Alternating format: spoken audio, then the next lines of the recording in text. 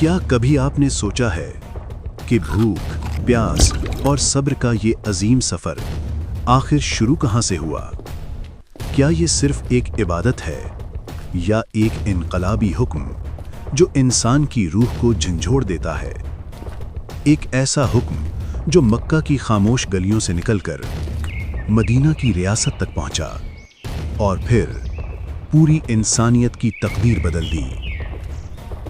आज हम जानेंगे रोज़ा कैसे फ़र्ज हुआ और कब अल्लाह ने इंसान को सब्र की इस आग में डालकर उसे कुंदन बनाया।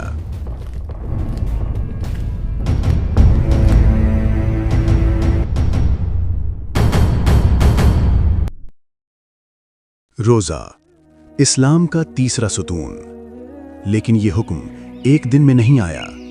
ये एक तदरीजी, गहरा और रूह को चीर देने वाला सफ़र था। ये सिर्फ भूख का नाम नहीं, ये नफ्स को तोड़ने की तरबियत है। ये इंसान को ज़मीन से आसमान तक ले जाने वाला रास्ता है। आज हम कुरान, हदीस और सीरत के मुस्तनद हवालों से ये राज खोलेंगे कि रोज़ा कब फ़र्ज हुआ, कैसे फ़र्ज हुआ और क्यों फ़र्ज हुआ। ये कोई कहानी नहीं, ये तारीख़ वही है।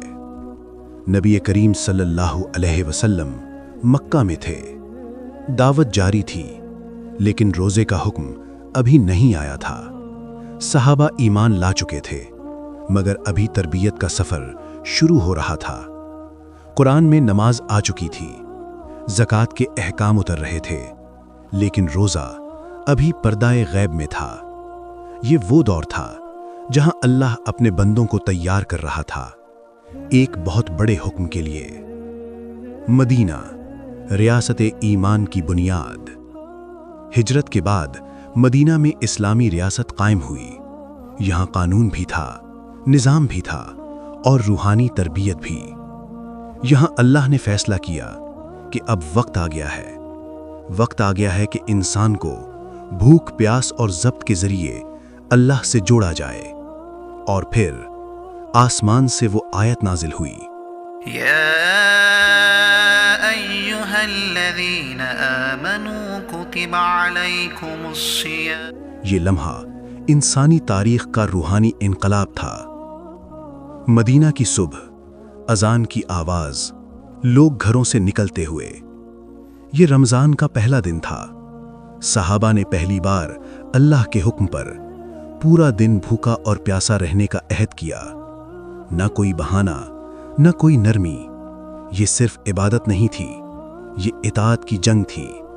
कुरान ने साफ हुक्म दिया, फमन शहदा मिनकुम अश-शहर फल्यसुम, यानी जो तुम में से इस महीने को पाए वो रोज़ा रखे। न दौलत देखी गई, न ताकत, न कमज़ोरी, बस एक बात देखी गई, कौन अल्लाह के हुक्म पर सर झुकाता है। दिन चढ़ता गया, सूरज तेज हुआ, प्यास ने जुबान को जकड़ लिया, लेकिन ईमान दिल में रोशन रहा। तदरीजी निज़ाम, आसानी के दरवाजे। अल्लाह ने रोज़े को भी हिकमत के साथ फ़र्ज किया। पहले हुक्म आया कि अगर कोई बीमार है या मुसाफिर है तो बाद में कज़ा करे। ये इस्लाम की खूबसूरती है। ये दीन सख्त नहीं, ये दीन रहमत है। नबी करीम सल्लल्लाहु अलैहि वसल्लम ने फरमाया, अल्लाह ने इस उम्मत से मशक्क़त को उठा लिया है। रोज़ा रूह को तोड़ने नहीं आया, रोज़ा रूह को जोड़ने आया। लैलतुल क़द्र, आसमान का दरवाज़ा। रात, मस्जिद नबवी, खामोशी, सजदे। रमज़ान की आखिरी रातें, नबी जागते थे, आंखों में आंसू, होंठों पर दुआ। ये वो रातें थीं जिनमें तकदीरें बदलती थीं। और फिर वो रात, लैलतुल क़द्र। लैलतुल क़द्री खैरुम मिन अल्फ़ि शहर, एक रात जो 1000 महीनों से बेहतर। यही रोज़े का मकसद था, इंसान को ज़मीन से उठाकर आसमान से जोड़ देना।